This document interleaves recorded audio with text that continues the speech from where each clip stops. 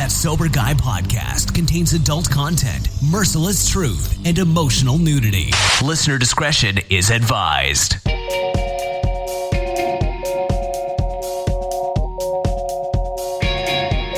Yo, what's up? Thank you for tuning in today. Thanks to Humans for bringing us in. Thanks to you for supporting the show. Happy Friday to you if you're listening to this on a Friday. When these shows go live, we put out a podcast every Friday. So if you're new to the show, welcome. Great to have you here. I'm Shane Raymer. You're listening to That Sober Guy podcast. We help people stay sober. We talk about drugs, alcohol, recovery, health, being a better human being, some fitness, other random shit. We have some fun in the process, of course, man, because what's life if you can't laugh a little bit and have a little bit of fun, man? Love that rule 62. Don't take yourself so serious. And that's something I continue to practice.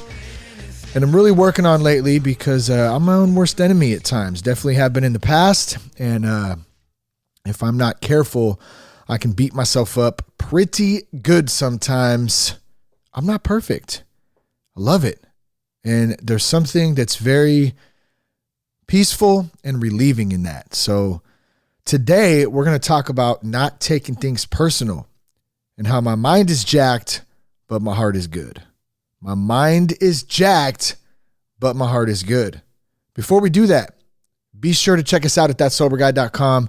You can also connect with us on Instagram at @realthatsoberguy and on Twitter at Shane Raymer. Finding the right treatment for addiction and mental health illness can be tough. Yes, it can. That's why Sober Guys continue to partner with Foundation's Recovery Network. Foundation stays true to their mission, holds high ethical standards while providing treatment in a nationwide network of residential and outpatient programs. They've built the industry's leading research and outcomes program to fulfill each commitment to patients, and not only the patients, but their loved ones, of course, too. So to learn more, you can go to foundationshelp.com/soberguy. It's foundationshelp.com/soberguy. Or you can call 833-81-SOBER. It's 833-81-SOBER. You can talk with an admissions coordinator, ask some questions, get some info about treatment options. Also, did you know we have a course? It's called How to Navigate. It's a digital course. You can do it in wherever the hell you want. Your house, coffee shop, wherever feels comfortable to you. It's called How to Navigate the First 90 Days of Sobriety. It doesn't have all the answers. It's not a magic solution, but here's what it is. Had a lot of questions. I'm newly sober. What do I do? How do I kind of navigate around this? There's a lot going on. First and foremost, I don't have all the answers. Neither do any of the guests who participated in the 90-day course, How to Navigate the First 90 Days of Sobriety. It's myself. There's a few doctors in there. There's some other friends and people in recovery. And we basically got together to share about our own first 90 days, what worked for us, what didn't work for us. There's some takeaways in there. There's a bunch of resources. And I figured I'd put it all together in a course format to help. So if you're interested in that, it's $25 by using the promo code HALF-OFF. You can go to thatsoberguy.com, click on courses, and you can go there and check it out. I know I mentioned this last week too. I don't know if it was just something in July or what, but we just had a lot of people signing up for the course, and I don't talk about it often. Last week and this week is really the first time I have in a few months. So I think it is a valuable resource though. We're not telling anyone what to do. We're not saying that everything's perfect. We're just sharing what's worked, and you can do as many sessions as you want. I think there's, I haven't looked at it in a minute. It's either 10, 11, 12 sessions right around there. And you can do a couple a day. You can do one a day. You can do one a week. There's takeaways in there. So go ahead and check that out one more time. Go to thatsoberguy.com, click on courses. You can get the info there. The Moments of Change conference is coming up in Palm Beach. It's sponsored by Foundation's Recovery Network. Many of you know who listen to the show that we're out at Innovations in Recovery every year in San Diego. We've been out to, Behavioral Health, Innovations in Behavioral Health in Nashville. Another conference. This year in September, the end of October, end of September, beginning of October, Moments of Change. You can go to foundationsevents.com if you want more info there. It's a big industry conference, a lot of good people, a lot of good things going on, lots of changes being made in the recovery industry and recovery community. So this is one of the conferences where a lot of good people get together and share that information, connect with each other. So check that out. We may be there podcasting, not 100% sure yet, but in any case, still like to plug the conference and let people know about it, as it is a great event. One more time, that's foundationsevents.com if you want some more info. All right, we're going to read an iTunes review real quick, and then we'll get to the show. This one comes from Crystal Love TFH. Crystal Love TFH says, keeping me focused on my recovery. And this one was awesome. I actually read this last night and posted it on our Instagram account, just because it was from somebody who was local, who goes to the same church that we go to, knows some of the same people, and I really appreciate the review. So it says, thank you, Shane, for TSG podcast. I actually found your podcast about a year ago when I was searching for a CR podcast. That's a Celebrate Recovery podcast. For those of you who aren't familiar, Celebrate Recovery is a 12-step faith-based recovery program, and you can find it at churches all over the place. She says, I love your honesty. Unfortunately, I succumbed to my addiction shortly after about a year. I'm back and now working the steps again. I have 1 week of sobriety today. So congratulations on a week, Crystal. It's really, really awesome. Always pumped to hear that. She also said, I signed up for your 90-day course. It's really been so helpful. That and hearing what's working for you and your guests is really opening my mind to the possibility that I can have a new life. And real quick, before I read the rest of this, I want to point that out, because as I mentioned the 90-day course in there too, what did Crystal say? She said, I signed up for the course. It's been great hearing what's working for you and your guests, and it's opening my mind to the possibility that I can have a new life. So it's not us fixing anybody. Like, I have no clue how to fix anybody. I can barely fix myself and can barely keep myself on point. You know, I got to continuously stay dialed in and do my own program. That's what this stuff's about, whether it's a course or a podcast or a meeting or a men's or women's group. No matter what platform we're talking about, where people are gathering together, trying to get information, trying to get help, trying to seek community, have support, all that stuff, it's up to us to realize this stuff on our own, because nobody is like, I'm not ever going to want to change and make changes in my life, whether we're talking about health and fitness or sobriety or a job change or a business, that I'm starting or whatever it is. Like, people can tell me stuff till I'm blue in the face, and it's never going to make a difference until I'm ready and I'm open to receiving that. So I just wanted to point that out, because it's so relevant. I get so many questions and messages, and I love hearing people's stories and what's going on. And a lot of people, I think, feel like there's this magic solution that somebody or something or some, I don't even know, something is going to come and save them. And really, it's up to us to save ourselves. We got to put that personal responsibility first and foremost, that honesty. And then right next to that, we got to do the work. We got to show up. We have to be open to letting people help us and communicate and talk to people, learn from other people. It's just so important. So, and that's really what's working for Crystal right now. By saying that, is hearing what's working for you and your guests. It's opening her mind, how she's connecting, how she's relating to certain stories, certain situations. That's where it's at, my friends. Like, I just want to be very clear about that. So she also says, realizing that alcohol is only a tool I use to deal with my issues and not the whole problem. Something you mentioned in a podcast was an epiphany, really. And I'm so glad that she mentioned that too. I've talked about that a couple times in the past month or two in different episodes about how I realized that.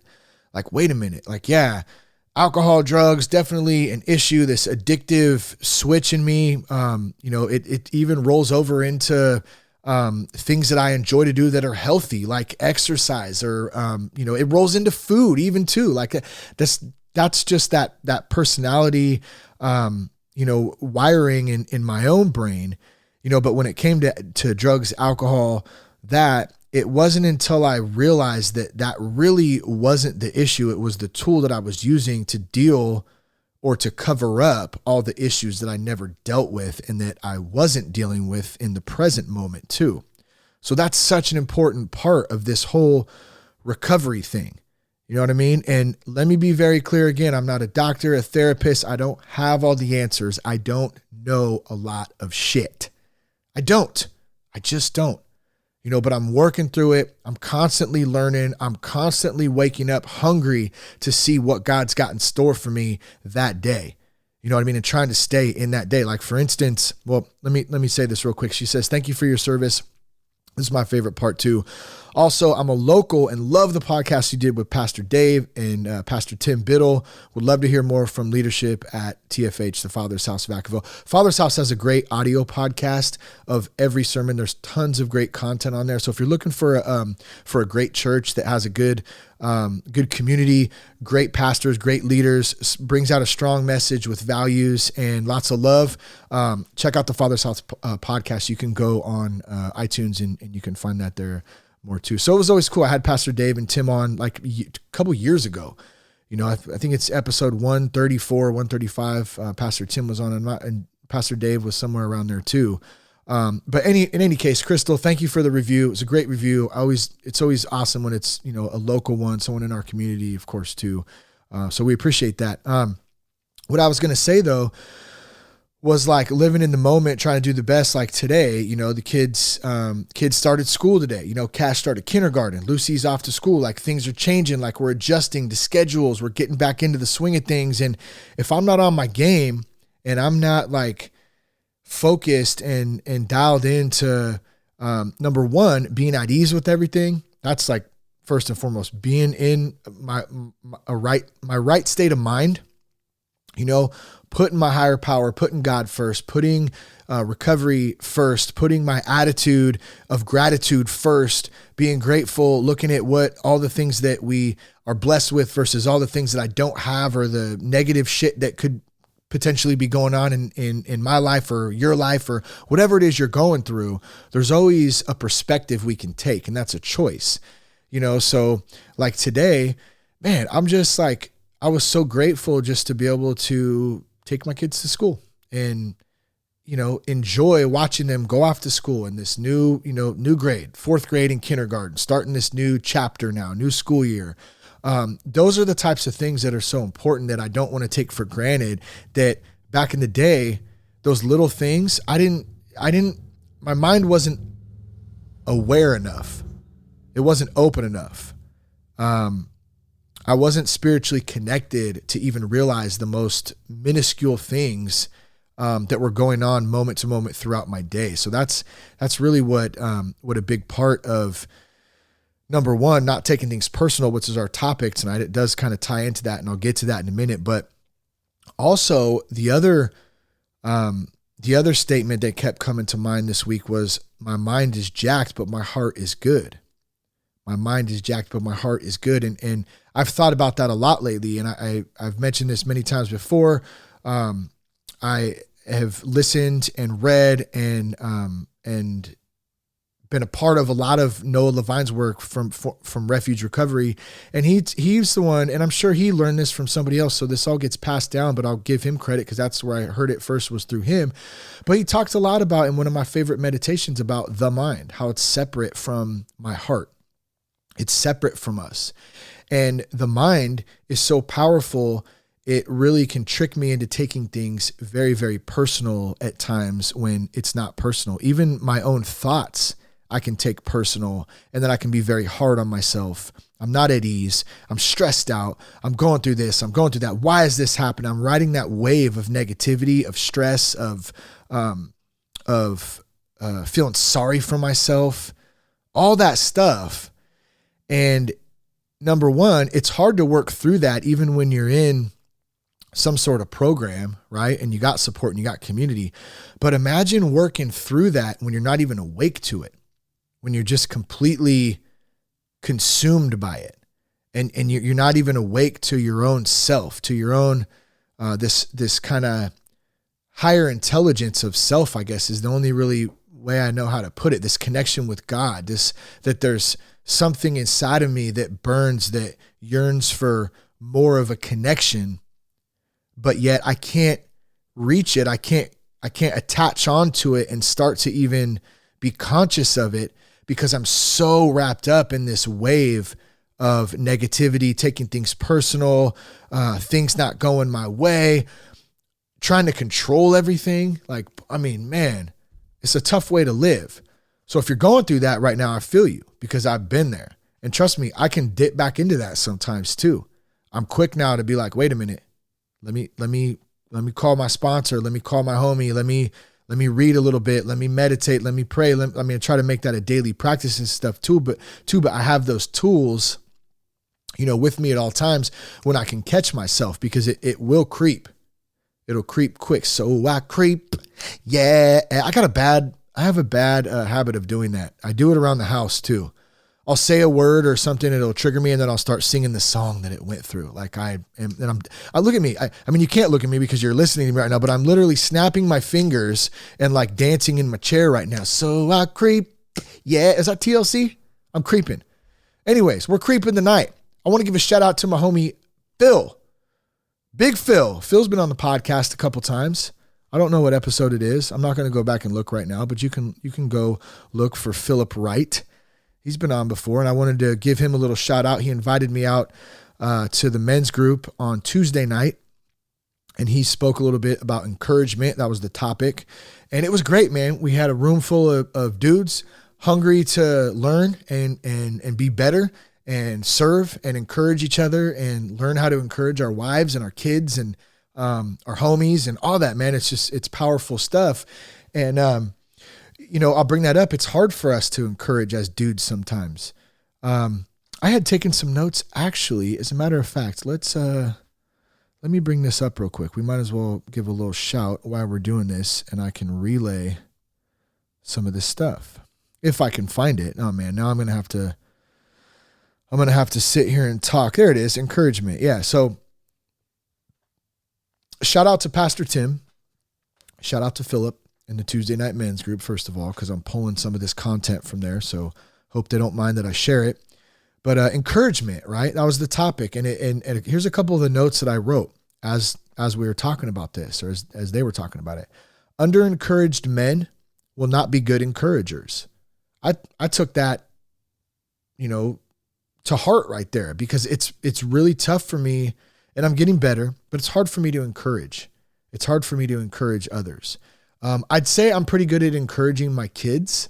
For some reason, that's an easy connection for me because they're my kids, I guess.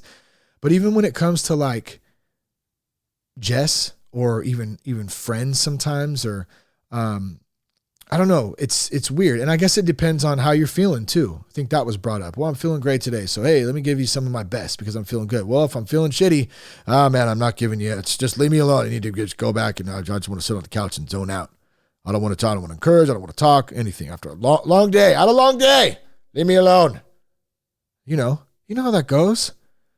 And it's okay to some extent. We get it. I get it. I've had long days. I don't want to do anything. I just want to sit there and zone out.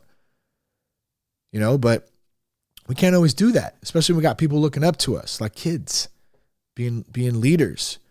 Under-encouraged believers fall away from their faith. I thought that was a good one. And your faith can be, it doesn't have to be what my faith is, whatever your faith is, and something higher, something more, something better, the universe, God, whatever you call it in recovery.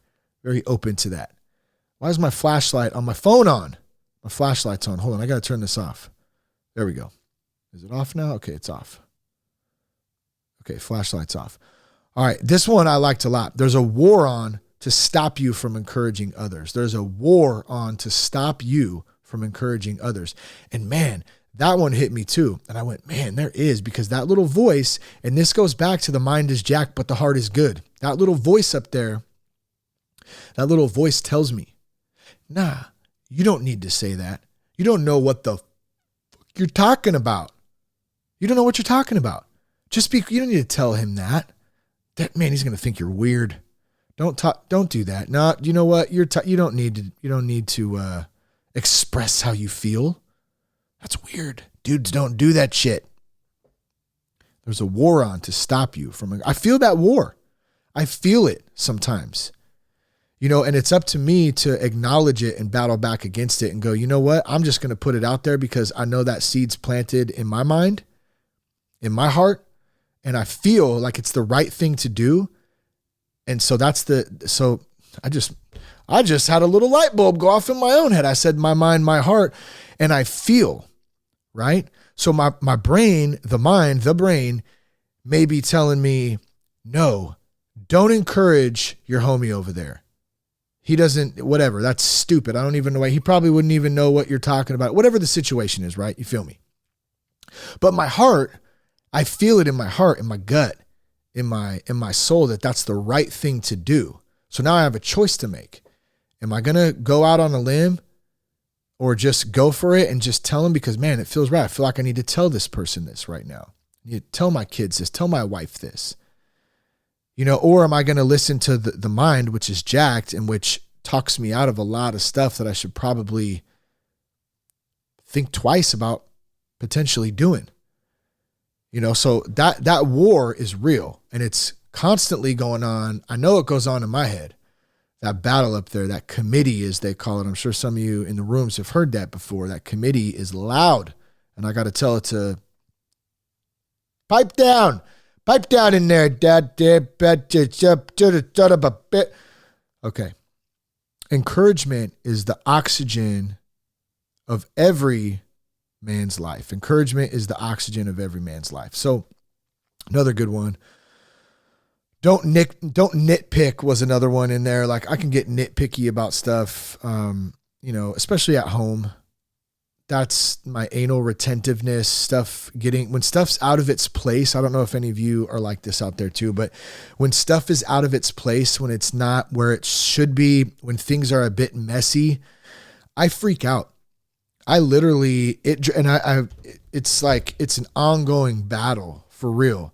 Like, because I can't do certain stuff if certain stuff is not in place before. And so I don't necessarily know that that's all a bad thing. I want to be organized. I want to be clean. I want to be, have my ducks in a row, whatever analogy you want to put on it. At the same time, I can get to a point where it drives me crazy and it stresses me out. And the nitpicking is where that comes in. So if other people aren't doing things the way that I think they should be done, that can drive me crazy. And then I start getting angry or upset or butthurt, whatever emotion it is at the time. And that's nitpicking on my end. I can't do that. I have a family, a beautiful family who I love very much. They're all different. We're all different. My wife does things a little bit different than I do things. And this is an ongoing battle. I know I've said it like 3 times, but having to realize that like, we're not the same person and that would be boring as shit if we were. So thank God we're not. And it's about me adjusting to the way that my lady does stuff or my coworkers do things. I mean, put any person, any relationship in that, your kids, your mom, your dad, whatever it is. That's on us to learn how to deal with that stuff. And it's not always easy, but at least if we're aware of it, that's the good stuff. So, and I wasn't even planning on going over any of that stuff. I just wanted to mention the group, the topic encouragement and give a shout out to my good buddy, Phil. But man, I'm glad that I got to drop a little bit of that and kind of pass it on outside of the men's group because it was such a good topic. So here's what we'll do. I'm going to steal Phil's takeaway from that session and encourage somebody this week. If you're on your way to work right now, encourage someone at work today. If you get home, encourage your wife or your husband or your kids or your mom, your dad, your friend. Encourage a random stranger. Tell them you like the shoes they got on today. Man, hey, that's a really nice hat you have. I don't know what the hell, random shit, right? But just encourage someone. Tell them they're doing a great job. It's good. It'll make them feel good. It'll make you feel good as well too. So let's get back to the mind is jacked, but the heart is good and not taking things personal. Okay. One of the first things I thought of when I came up for this topic was the 4 agreements. If you haven't read the 4 agreements or are not familiar with them, it's a great book. You can get it on audio. I think I have the audio version and I have a book laying around somewhere. But the 4 agreements, was written by Don Miguel Ruiz. And let me read the 4 agreements as follows. I'm not going to go into, into the descriptions of them other than the second one because it relates to not taking anything personally. But agreement 1, being impeccable with your word. Agreement 2, don't take anything personally. Agreement 3, don't make assumptions. And agreement 4, always do your best. Okay, this was something that I believe I first heard about it when I was in rehab, in the old rehab. I was in rehab before. Hello, how do you do? I'm Shane Raymer, and I've been to rehabilitation. 30 days. 30 days, son. Nothing. That was nothing. Nothing compared to what some people go through, so very lucky and blessed in that aspect. I got to go learn for 30 days in a treatment facility. And we talked about the 4 agreements in there.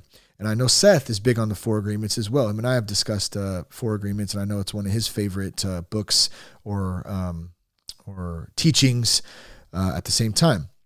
But I wanted to get into agreement 2. Don't take anything personally, because this is the first thing I thought of when I thought about how I take things personally. And let me read what this says as a description to agreement 2.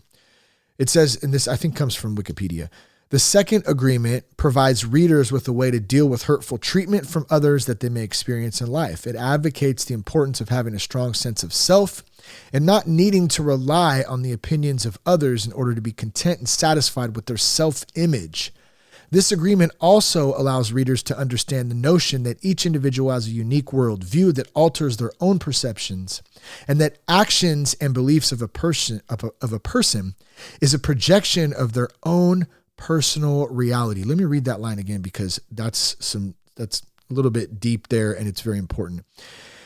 The agreement also allows readers to understand the notion that each individual has a unique worldview, free thought, free speech, free expression. They have a unique worldview that alters their own perceptions, and that the actions and beliefs of a person is a projection of their own personal reality. Ruiz believes that anger, jealousy, envy, and even sadness can lessen or dissipate once an individual stops taking things personally. Now, there's a lot to unpack just in that paragraph that I read. So I would encourage you, get the 4 agreements and check it out. It's not a long read either. It's a pretty short book. You could probably read it in one night if you really got down on it in a couple hours. But even if you broke it up and did an agreement a day or an agreement a week and kind of digested it, it's great content. And so the first thing I think of when it says the projection of their own personal reality, I think about James Cantor, who was our counselor, my counselor. I think he was Seth's counselor too at Azure Acres. When I was in treatment, and one thing I was said, you're pointing a finger, there's 3 fingers pointing back at you. Many of us have heard that many times, right? It's not a new thing. James didn't invent it. But I always took that of like, man, like when I'm projecting shit onto other people, almost 100% of the time, it's because I'm fearful or I'm worried or I'm going through something in my own right, and I'm pissed off and I'm taking it out, or I'm projecting that shit onto somebody else. And that is a tough way to live. It was definitely a tough way for me to live. And I lived like that for a long time. The blame game, the victim mentality, right? We've talked about that many times before too. The victim mentality is certain death, straight up. Spiritual death, emotional death, all wrapped together. Well, it's only 2, I guess, but you know what I'm saying, right? It will destroy. That's what I'm trying to say. It will destroy. And then taking things personally, man, that's a recipe for disaster. Now I can't count how long and how many times and how often I took things personally back in the day. And I still take things personal sometimes too. Usually with the people that I'm closest to most of the time. That's pretty common, right? We want the people closest to us to, we want attention from them. We want them to like us. We want to be in good relationship standing and all that kind of stuff, whether it's a spouse, a friend, whatever. And so when someone says something and I'm not understanding, or they communicated a certain way that didn't make sense, or maybe it was a little hostile, I felt it was hostile and I take it personal. Now I'm allowing that person to have an effect on me, and I turn around and blame them for it. But I allowed that. And I feel like that's going a little bit down too deep right now. And I don't really feel qualified to even try to like dive into that any more than that. So I'm going to stop right there, but I'll just leave it at that. I really try to think very consciously now when I'm dealing with somebody. Like, I have to ask myself, if they say something that rubs me the wrong way, am I taking this personal? Is this personal to me? Was this an attack on me? Does it have anything to do with me? Or is it pretty obvious that this person's probably going through something? Maybe they're having a bad day. Maybe they just don't know how to communicate well. 9 times out of 10, it's the person. And so I don't allow that shit in, not nearly as much as I used to, where it could ruin my whole day. And let me give you a real simple example on this too. Road rage. Okay. How many of us have been through road rage stuff? We've either had someone act in road rage, or we have been the asshole who acts out road rage. So just recently, a guy speeds in front of me. I'm driving along. I think I had cash in the car. And that's even worse because I have my kid in the car and I'm getting upset, right? And the guy speeds in front of me. He gets over, he goes past me, then he gets over and cuts me off in front of me, and then he has to turn. And what do I do? I'm pissed. I'm like, cause I almost ran into him, right? He cut in front, like close. I got cash in the car, so I get mad and I yell, what the hell, man? Like, I don't even know what I said, but I was not happy, right? And in that moment, I had this vision, right there. I went into this completely different state. I wanted to pull this bastard out of the car and slap the shit out of him, right? That's what I'm thinking in my mind. I have this vision and it's so awesome. I'm feeling so good. I'm so tough. I'm going to make him pay for the big time. Or I'm going to make him pay for cutting me off. You don't cut off Shane Raymer. You're going to remember me, motherfucker. And at the end of it all, I'll be a hero. And this asshole never cut off another human being ever again. That's what's going on in my mind, right? The mind is jacked. It's not in my heart. I'm not that type of guy. I'm not going to physically do something, but that's what was going on. This vision of this anger and let me attack this guy. Now here's the thing. I had no idea. I took that so personal. I took it personal to me. Like, this guy drove up next to me and said, that's Shane Raymer right there driving in the red Tahoe. I'm going to cut him off and I am going to piss him off because I hate him. He's such an asshole. What a loser that dude is. That's the way I took it, right? This guy was just attacking me and it had nothing to do with me. He doesn't know me. He just cut me off. Maybe he's a bad driver. Maybe I'm a bad driver.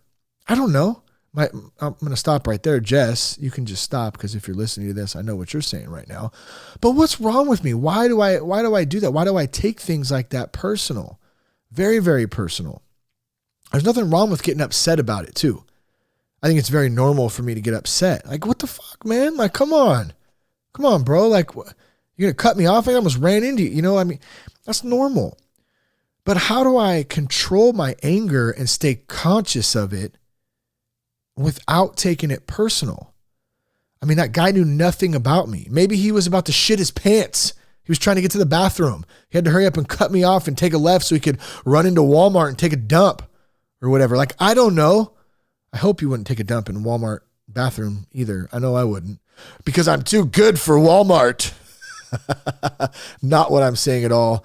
I buy shit from Walmart sometimes very reluctantly. It is fun though to see some of the characters in there. I'm sure you've seen the memes. In any case, I had no idea, what he was going through. Maybe his kid got hurt and he was trying to get there to pick him up or take him to the doctor. I don't know. Maybe he was just running late to work. Maybe if he was late one more time to work, he was going to be fired and he was trying to just get over and get the hell in front of me. Like, I have no idea. Maybe I'm, like I said, a shitty driver. Maybe this, maybe that. I really don't know at the end of the day, but I am certain whatever the reason that it was that he cut me off, it really didn't have anything to do with me.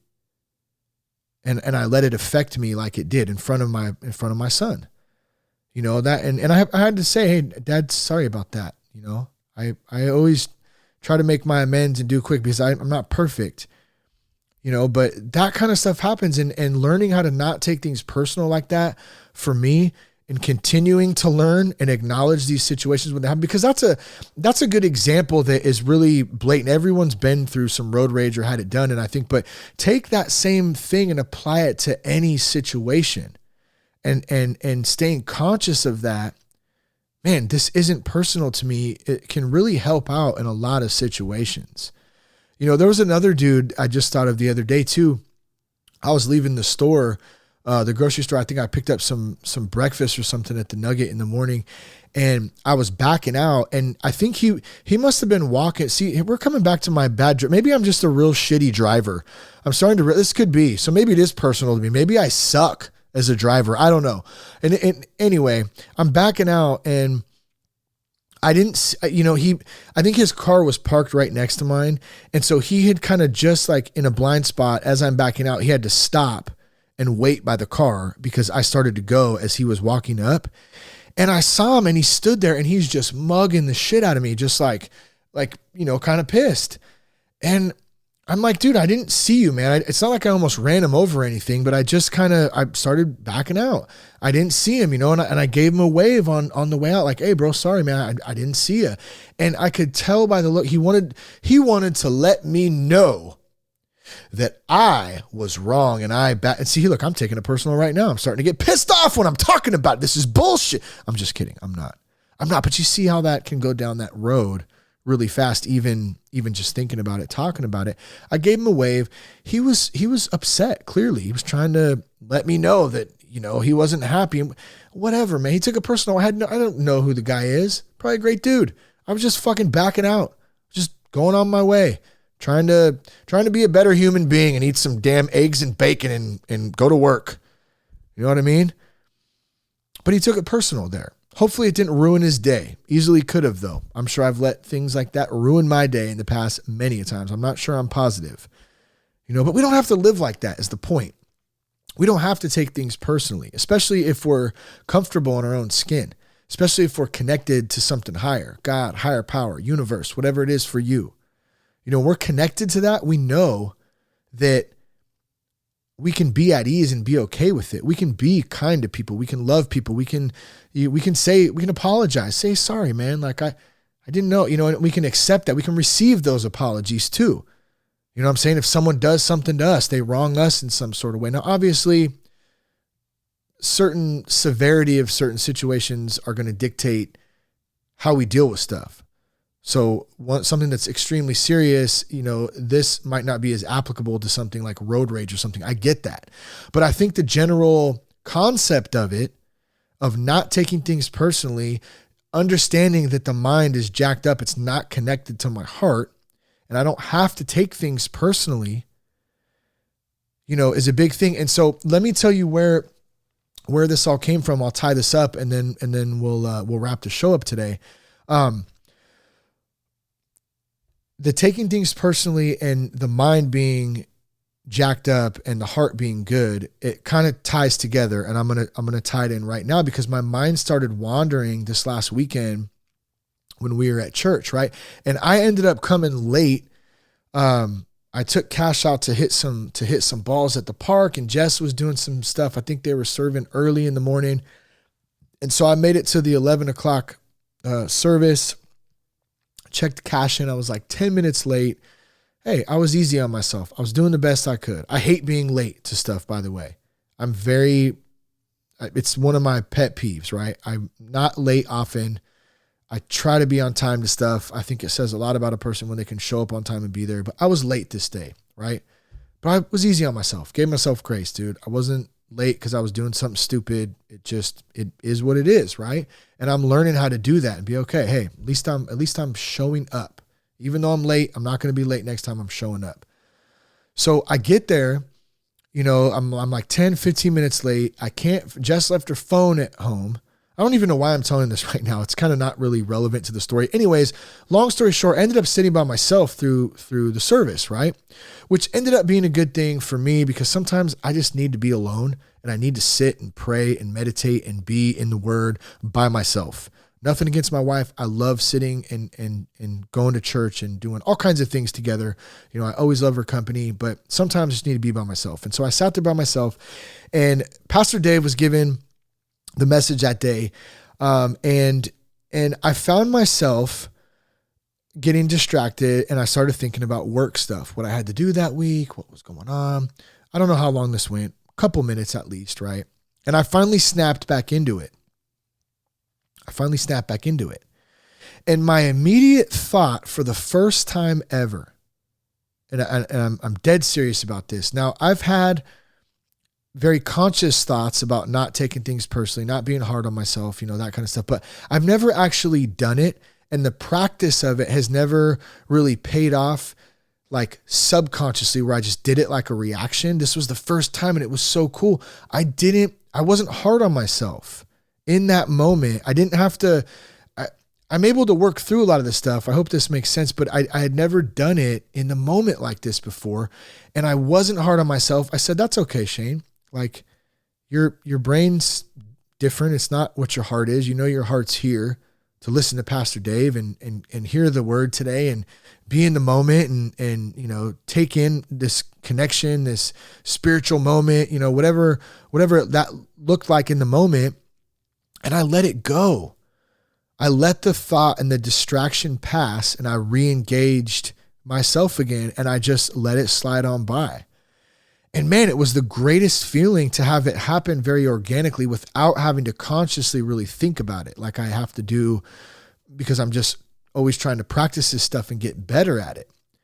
So it was really, really a kind of an enlightening moment for me just to realize that like the practice is somewhat paying off, and I don't have to beat myself up over, because my brain and my mind is jacked up sometimes. And I have not only distracting thoughts, but weird thoughts sometimes, crazy thoughts, like shitty thoughts. Like that stuff is just in the mind and it's not connected to my heart. It's not me. And when I can get in some meditation, some prayer, and get on that wave. Like I for some reason I always come back to the wave, like riding this wave. I always just have that vision of riding this energy wave of like God and spiritual connection and just being on that and kind of level, being on that level of easiness. And, a big part of that for me comes with recognizing like that I can't take things personal. The last thing on the couple of the bullet points I pointed out was serving. Serving others. That gets us out of ourselves. Like just even start with serving our families, right? Encouraging our families, back to encouragement from the beginning of this episode. Encouraging your wife, your husband, your kids, your mom, your dad, your friends, random person at work. You can start there serving others. And just doing that, I know for me, it really helps to get me out of what's ever going on up in this cranium up here, because man, it is a mess sometimes. It is absolutely, it's a beautiful mess. I got to say, I got a lot of beautiful things to be grateful for, but it gets crazy sometimes. And that's why I always continue to work, to talk, communicate, be open with people, and just try to keep practicing, that daily grind. So I hope something today made some sense to you. I hope you enjoyed some of the thoughts and the content today. You can check us out at thatsoberguy.com. What else? Connect with us on Instagram at realthatsoberguy. Connect with us on Twitter at Shane Raymer, which I still don't know how to use very well. I love you guys, man. Thanks to Foundations for supporting the show. Thanks to Humans. Peace, love, and respect.